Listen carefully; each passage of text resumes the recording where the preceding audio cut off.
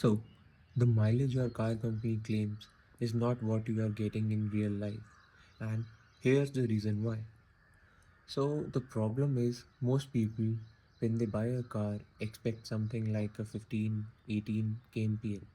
But in real world, they only get 10 to 12 kmpl. And then the first thought is, something is wrong with my car?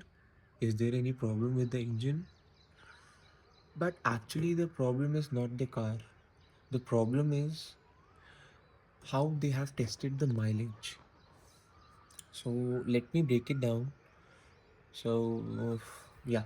So basically, starting with the first point, that is the testing condition.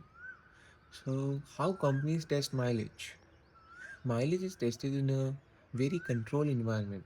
There is no traffic, no sudden braking, no aggressive acceleration. Everything is done at an idle, steady speed. But in real life, we all know you have traffic, signals, brakings, uneven roads. Yeah, of course, in India. So naturally, the number will never match. Then comes the driving behavior. So your driving behavior mostly depends how you are driving the car, and it is a very crucial factor. Sometimes it's not the car, it's the person who can achieve that mileage number. How you accelerate, how often you brake, how you use gears, and even how much you use the AC.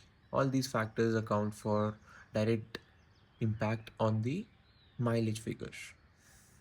So in many cities, the difference is not the car, it's the way car is being driven.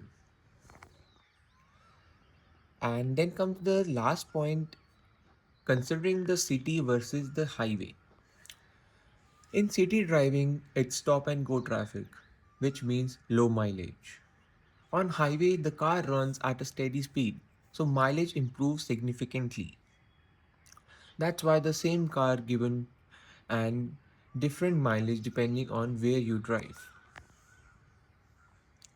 So, a key takeaway is this: always expect around 20 to 30% lower mileage than what is claimed.